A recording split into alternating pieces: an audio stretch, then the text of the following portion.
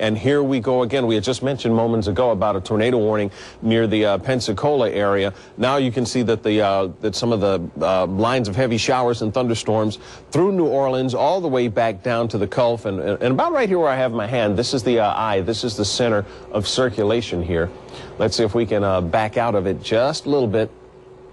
All right, can't do that, so we'll go ahead and go to our coordinates now. 28.4 north, 89.5 west, Category 3. I don't think it's going to become any stronger than that. It's a little too close to land now and moving too quickly. I mean, it's moving at a pretty good clip to the northwest at 16, so at that speed, there's not going to be a whole lot of variance in its motion. If it was only going 4 or 5 miles an hour, then you would expect more wobbles. So we're just within a matter of a couple of hours to a few hours before this system actually makes it on shore. So we're looking at 6 to 10 inches of rain from the eastern Texas across Louisiana, maybe into Mississippi, some isolated areas where they could see 20 inches of rain and a 6 to 14-foot storm surge. Wow. All right, let's talk about Hannah. Hannah, still a tropical storm, and you may be able to see it on this graphic, but I'll show you on another one.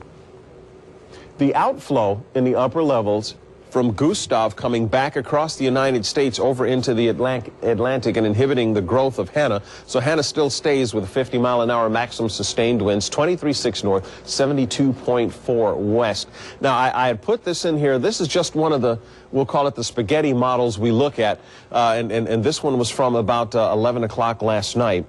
And you can see that there's a cluster going from Savannah all the way up to near Wilmington, and one outlier that goes right by the Outer Banks. That's to the east, and one that takes it right around the Florida Straits. So we're kind of throwing I think they're kind of throwing that one out, and that's why your cone of concern sits right through parts of Florida and southeastern Georgia as well.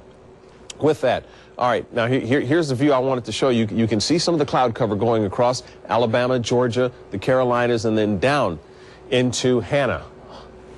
Good thing for that, or else it would be a stronger storm. But let's start tracking that plot. Here we are at about 2 a.m. Friday, and at least the center of the cone has Hannah staying just to the east of us, which is good. It's always good to stay to the west side of the storm if you have to deal with it. That's the weaker side. But a lot of the models now are starting to adjust that to the right. So over the next 24 to 36 hours, we'll see how that goes. In the meantime, we have a couple of other disturbances here, and one coming just off the coast of Africa that we definitely need to keep an eye on for future development.